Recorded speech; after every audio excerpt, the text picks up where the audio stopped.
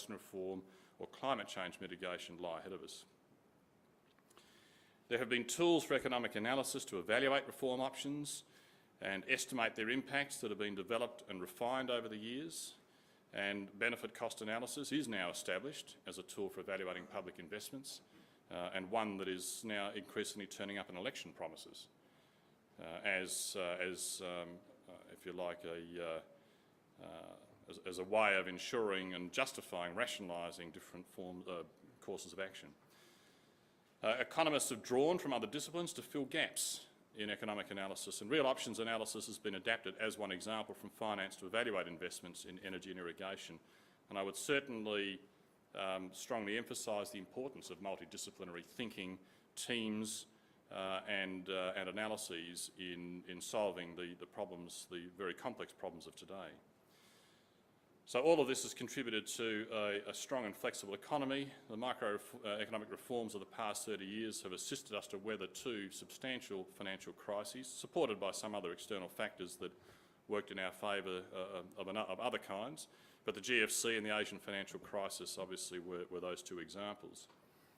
And in all of this, this society has been distinguished by its focus on public policy as well as on practical agricultural and resource management solutions, with, as I said, more to come. Yet another example is Professor David Pennell's work, which is well known in my department and widely used, and indeed has been promoted through other departments by us, particularly tools to rank resource management projects, and the INFER tool, Investment Framework for Environmental Resources, which informs investment choices in various resource areas, is well known and well used within the Victorian government. All this means that the bar of history is set high for this conference, for this profession. The challenge for this gathering is to clear it, the bar that is, and to raise it further. And certainly governments need, in the modern day, first-class policy and advice from your profession, because we face some immense policy challenges, the need to, in a sense, revive and resuscitate growth in agricultural productivity, but at the same time deal with some of the competing demands, if you like, the non-economic demands, if I can use that, that term, for natural resources, whether it's through in the areas of water reform, with the need for greater environmental benefit flowing from the water resource, mitigating climate change, transforming the energy sector to low emission technologies. We also need assistance in protecting, expanding market access and competitiveness through strategic and risk-based investments in biosecurity. So there are many drags on productivity that may have and indeed do have a quite clear public rationale, a public benefit rationale, but nonetheless they are drags and they do need to have to be furthered and dealt with through excellent policy frameworks that minimise that drag and maximise the scope to develop these industries into the future. And out of that we need quality economic analysis to provide a very good basis for those policy reforms. Now, Gary Banks, well known as Chairman of the Productivity Commission, recently described successful reform as achieving desired goals without major collateral damage or unintended outcomes. So to be sustainable, reform must be accepted by the public when introduced, or must become so in time. So the key question is, how can agricultural and resource economics increase its influence and help achieve better policy? And here we move to some of the challenges that confront this profession and indeed governments in trying to deal with the big issues of the future.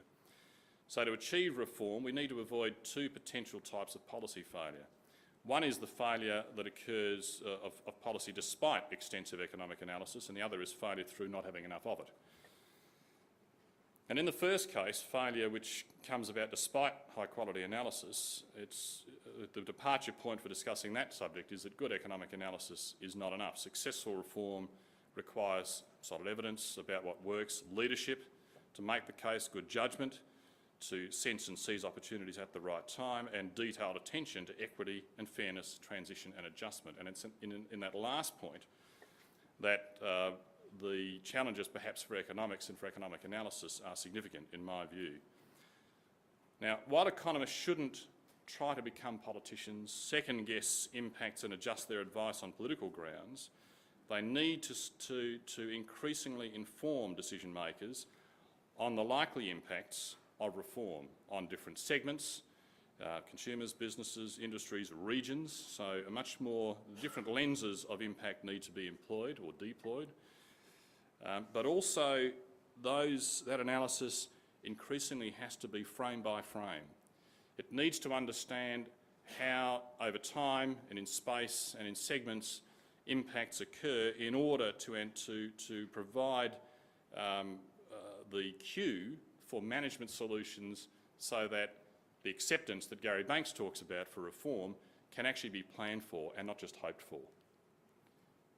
Increasingly in internal change management within my department, when some of the painful things that need to be done, when budgets change, priorities change, the management has to be person by person in the end. And something similar, although obviously not quite that detailed, is needed in what you might call external public policy delivery. And economic analysis, which talks about moderate impacts of reform when you take the long sweep of history and you aggregate all of the actors who are affected into a single homogenous basket, will give you a much more reassuring view about the tractability of reform than analysis which delves in and, without being captured by the individual transitional problem or pain or loss, nonetheless says they're real, they happen, they'll need to be managed in some cases. Certainly true of problems like the Murray-Darling Basin, certainly true of challenges like emissions trading. These things cannot be homogenised, they have to be picked apart, and policy has to be refined and directed to ensuring that the path for reform is smoothed. So the profession of economics certainly needs and has been working on expanding its toolkit to provide that analysis. For example, we are a world leader here in dynamic general equilibrium modelling to better understand regional and industry impacts. Further to go in that space, but certainly my department has been active in that area as well.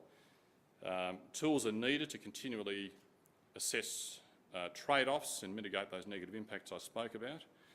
Now, prime example, which I'm sure will be discussed further here, is the Murray-Darling Basin Plan, which seeks to balance environmental objectives with economic and social goals. It's one of the most complex resource management challenges ever attempted by governments. New approaches will be canvassed in the Water Mini-Symposium on Friday, and tomorrow I'll say a few more things about this in my session on food security. The work needs to be multidisciplinary. I mentioned the benefits of that before, whether it's, and it needs to bring together economists and ecologists, engineers, sociologists, legal experts. It's quite a wide range of inputs are required to make that solution workable. The Basin Plan also demonstrates the importance of community engagement so that all those affected by reform can inform its design and implementation.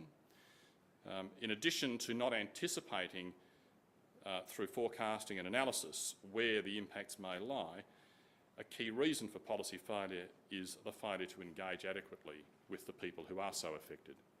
And not only do you need to, in the spreadsheet, figure out that they're affected, you need to discuss it with them. You need to tailor solutions, explain them, and adjust your solutions to the realities that you hear on the ground. And through that, it's an essential mechanism for dealing with social impacts in transition, and indeed reshaping one's policy to ensure that those social impacts are moderated. If you don't do that, the broad and informed support that you need in an increasingly contested political environment, an increasingly sceptical political public and an active one, and indeed electorally fickle one, and I don't mean that as a pejorative, without that all future policy reforms are at serious risk. And we've seen the stop-start impacts of bad design on carbon pricing and on the Murray-Darling Basin Plan, and they are, I think, important signals as to what's needed from this profession. Perhaps I can, I'll bring this to a close shortly, but perhaps I can encapsulate my point in saying a policy step change is sometimes unavoidable, but it need not produce a distributional step change. And to be politically sustainable, it arguably cannot do so because the public is, as I said, less and less tolerant of individual shock for collective good. Castor oil is out of fashion. The public, I think, is implicitly willing to accept ambitious reform that has been designed with their interests, their transitional interests, a pathway for them to cope in mind. I think the GST, which is a relatively, in the context of Murray-Darling Basin plans and carbon trading, a relatively simple reform, without underplaying it, successfully demonstrated careful attention to shock avoidance. And indeed, early designs of an emissions trading scheme were predicated on this principle, but unfortunately has been too partially applied in matters of the Murray-Darling Basin and the CPRS, the Carbon Pollution Reduction Scheme. And the challenge now is to apply it in full.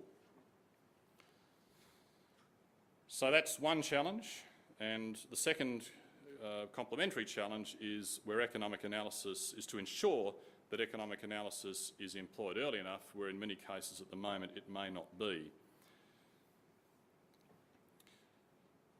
The discipline of economics is sometimes not effectively brought to policy development.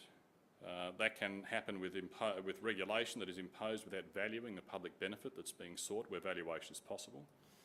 Overlooking market-based instruments as a more efficient alternative to direct regulation, and many people outside the economics profession do leap to that as the best way to do things, often at great cost to the functioning of the economy, and simply failing to assess the costs and benefits of a policy. As I said, that's becoming less prevalent, but nonetheless it still does occur. And old habits do sometimes assert themselves in that regard. We have seen good advances made in areas where you wouldn't expect that, where perhaps the experience in the past has been to be more directive and less market-based, such as in bush tender, where the regulation of native vegetation on private land has to some degree given way to a market-based approach to stimulating the development of native vegetation. Now, this is not to say there's no role for regulation, and indeed markets must be regulated, but in many cases it is more efficient to regulate a market at large rather than direct the activities of each actor in it. The advantages of economic tools are not always obvious, and expertise in their application may be limited, so there is more to be done in ensuring that those advantages and that expertise are spread more widely.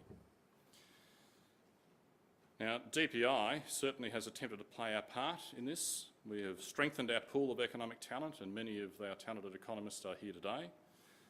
And indeed, it's even extended to providing economic advice on the pricing of our internal corporate services. So I think